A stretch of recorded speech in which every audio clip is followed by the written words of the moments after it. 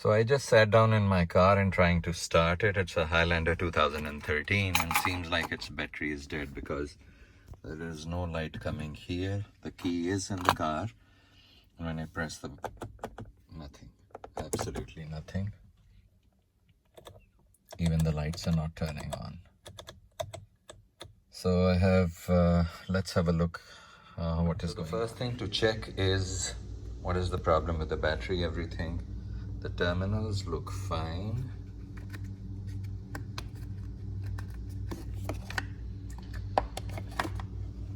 So there is a lot of deposition here. So as a first step, I'm going to put up a voltmeter and see how much voltage is present in the battery. And if there is any problem because of this deposition, then I clean this. If there is no voltage, then it means the battery is dead and needs to be replaced. So let's see. Voltage present at this time. This is the voltmeter. I have put it on DC. And let's see what's going on here.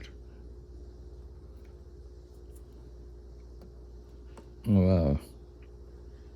It's absolutely dead, gone, totally gone.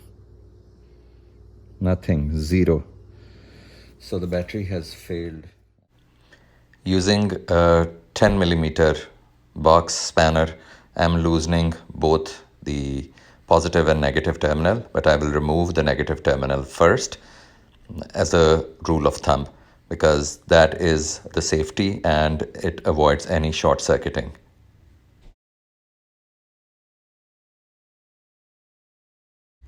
Then loosen the bolts of the battery holding clamp. Again, it's 10 millimeter. So you don't need to remove this second bolt completely. It is installed with a hook down there. You loosen it enough and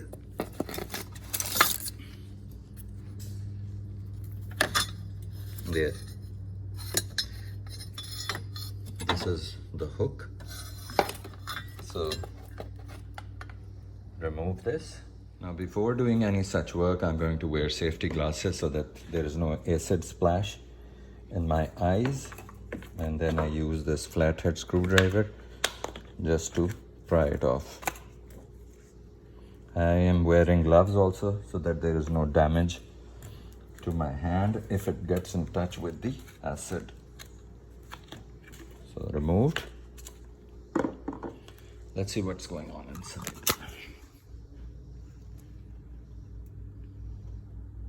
There, you can see the reflection. Yes, it means the water is present in all of the cells and it is covering the lead plates also. So it's not an electrolyte problem. The battery has just failed.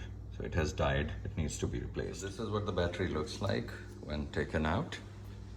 As you can see, it has not swelled up or any leak from anywhere.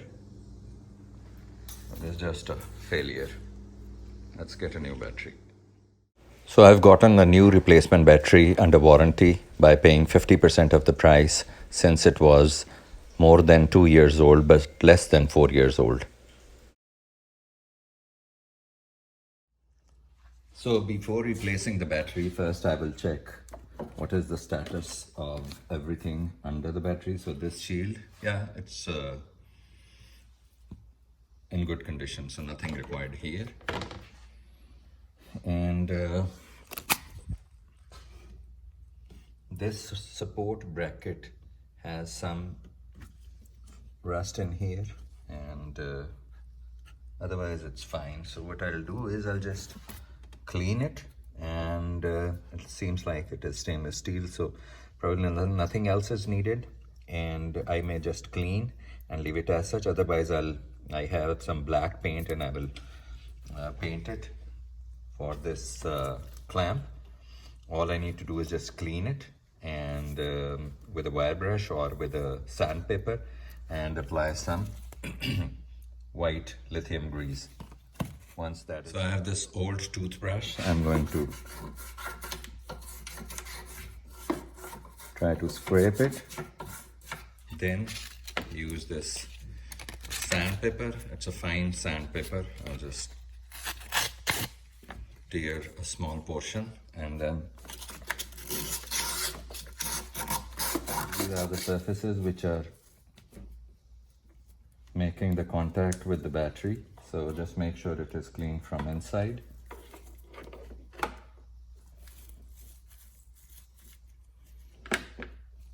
And then use a sandpaper. So after cleaning, apply the lithium grease on the terminals and the base plate and insert the battery, and we are good to go. So I have placed the battery. Now all I need to do is remove these protective caps. This one and this one. Apply some grease and install the connectors back, and that would be it. So applying grease on the battery terminals.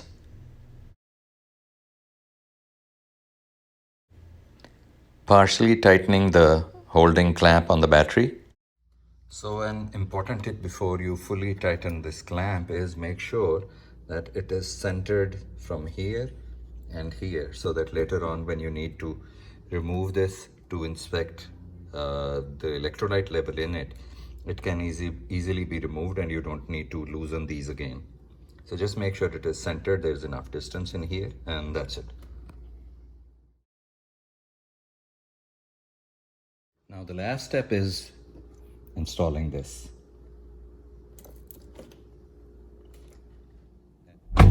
So the door light was coming, so that's a sign that battery is connected. Let's try starting it. This light is also on. Press the brake, green light is here, and let's start it now.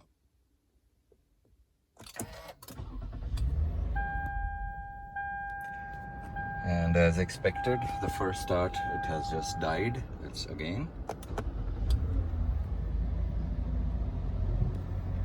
And it has started. So after such a battery replacement, I think a couple of things. Your clock, that will need to be reset. Your radio channels and selections, those will also be need to be reset. And the idling may be rough for a few hundred kilometers because the computer is going to relearn all of that. And hopefully everything should be fine from now on. So it's not that difficult. You can replace the battery yourself. So thanks for watching. In case of any questions, please let me know.